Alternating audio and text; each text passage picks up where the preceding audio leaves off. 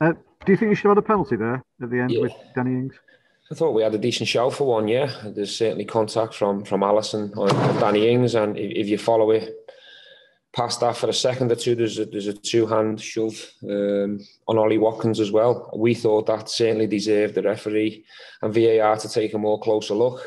It looked like they wanted to move on very quickly from it, from our point of view. But look, ultimately we've lost the game to a penalty shout in the other box that we believe was a foul on Tyrone first as well. So feel harsh on both incidents, but penalty box to penalty box today, Liverpool were clearly a better team than us.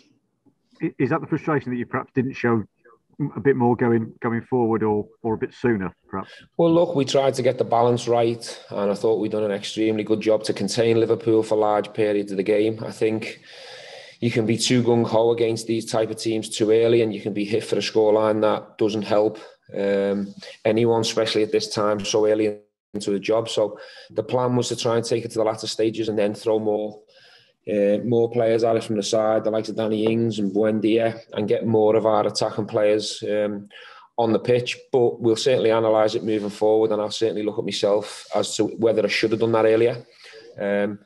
But the penalty instance was a setback for us, and what we didn't want to do is go too gung-ho too early and get it for a big scoreline. Thanks, Stephen. Anyone else?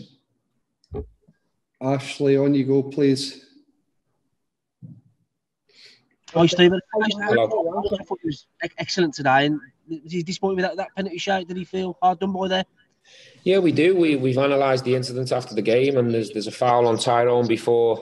I think the foul on Tyrone makes him stumble into Salah. So, yeah, we do feel hard done by.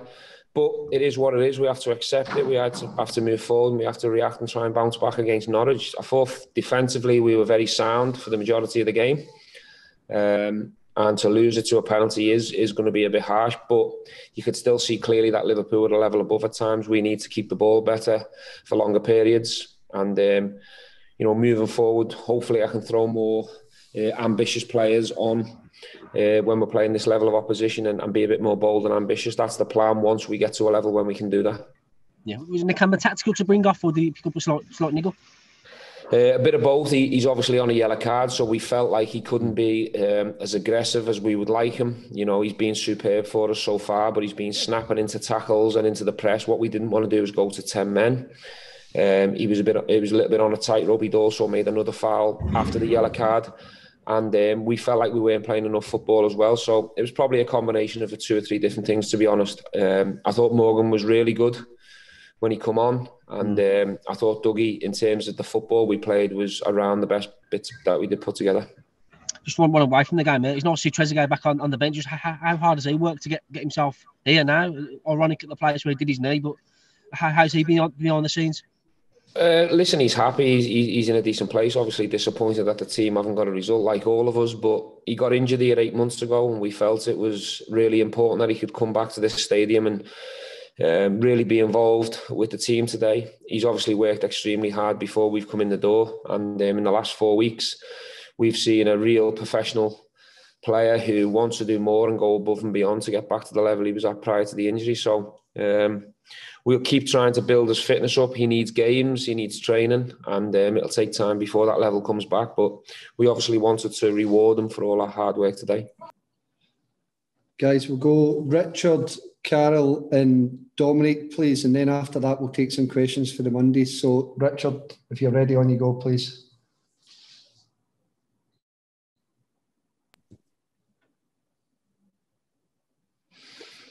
Right, we'll go Carol, if you don't mind, you can go while we're waiting on Richard. Okay. Thanks. Hi, Stevie.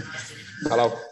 I know you said before the game you were coming here being professional and taking all the sentimentality out of it, but how did you feel walking out there? And we almost pleased to get it over with now?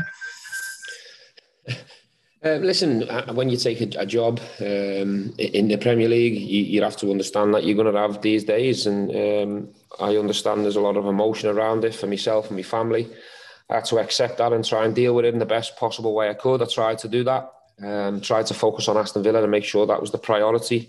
Very respectful and thankful for the reception that I got. But I think that was normal and natural because I'd spent so many years here as a player, give many years of my life to this football club, not just the 17 years when I played from the age of 8. So I think it was normal that there was going to be emotion for me personally, but I tried to deal with it in the most professional way I could.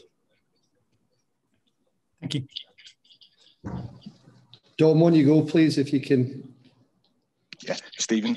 You know, at half time when you could hear the crowd growling and it was 0-0. Did you think you were halfway there, or was it the challenge of them keeping coming at you, or asking you more questions? You're always having to think on your feet to try and keep the frustration going. Listen, I think in terms of the game plan, Dom, it wasn't the right thing to come here and pick a team that was too ambitious and too bold, because you have to respect the quality and the level that Liverpool are playing at. Now, we knew that in terms of the game plan, especially coming here at Anfield, I know more than most that you have to get through the first half an hour. You have to get through when the crowd are at the best, when Liverpool energy levels are high, when they're pressing you really ferociously, and they're also superb and dangerous in transition. We had to get to the half an hour mark. We've done that extremely well by doing a decent containing job. We had 2 really interesting moments in general play, the other end, down the side of Matip. But in general play, we needed to be a bit more better in possession. But getting to half-time 0-0 was the first part of the job done, if you like. Then it was, can we get to around 60, 65 minutes? The penalty incident's obviously a big setback for us.